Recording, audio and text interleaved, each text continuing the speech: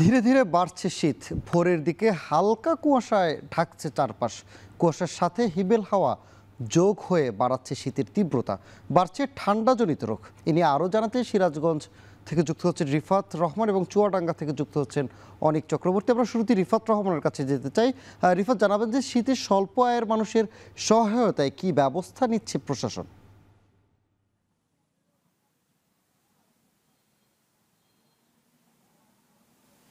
সানি, যমুনা পাড়ের জেলা সিরাজগঞ্জে কিন্তু ধীরে ধীরে শীত জেগে পড়ছে। বিশেষ করে সন্ধ্যার পর থেকে ভোর পর্যন্ত শীতের তীব্রতা কিন্তু অনেকটাই বেড়ে যায়। তবে দিনের বেলায় শীতের আসলে তীব্রতাটা অনেকটাই কমে আসে। দিনে আসলে আবহাওয়া অফিস যেটি বলছে যে ২৭ থেকে ৩০ ডিগ্রি সেলসিয়াসের মধ্যে কিন্তু দিনের তাপমাত্রাটা থাকে। তবে সন্ধ্যার পর থেকে ১৭ থেকে ১৮ ডিগ্রি সেলসিয়াস তাপমাত্রা কিন্তু নেমে আসে। যে কারণে সন্ধ্যার পর থেকে মূলত ভোর পর্যন্তই শীতের আসলে অনুভূতিটা একটু বেশি অনুভব হয়। তবে আসলে যমুনা পাড়ের জেলা হওয়ার কারণে এই সিরাজগঞ্জে কিন্তু হিমেল হাওয়ার এইটা পরিমাণটা বেশি থাকে। যে কারণে আসলে শীত কিন্তু একটু বেশি অনুভব হয় এই সিরাজগঞ্জের মানুষের।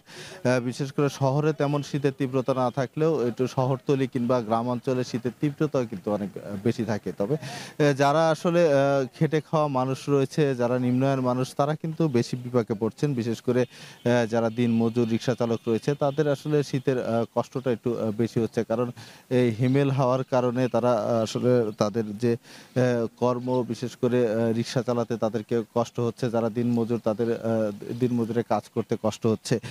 তবে আসলে প্রশাসনের পক্ষ থেকে এখন পর্যন্ত কিন্তু আমরা তেমন কোনো উদ্যোগ আসলে আমরা দেখতে পাইনি। বিশেষ করে যারা আসলে কাজ করতে পারছেন না, তাদের জন্য কোনো উদ্যোগ এখন পর্যন্ত প্রশাসনের পক্ষ থেকে নেওয়া হয়নি। তবে যারা আসলে নিম্ন আয়ের মানুষ রয়েছে, তারা কিন্তু অনেকেই বিকল্প পেশা তারা এখানে বেছে নিয়েছেন। বিশেষ করে যারা আ আ নিম্ন আয়ের মানুষ, তারা রাস্তায় পিঠাপুলি বিক্রি করেও কিন্তু তারা বিকল্প আয় হিসাবে তারা আয় করছেন।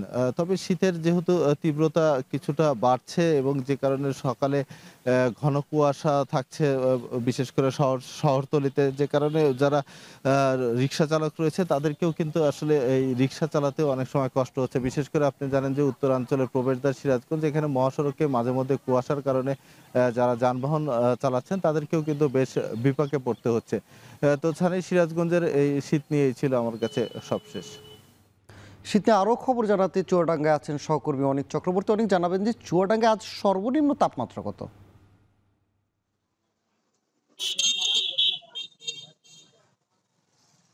মানে চুয়াডাঙ্গায় প্রতি বছরই কিন্তু শীতের প্রকোপ থাকে।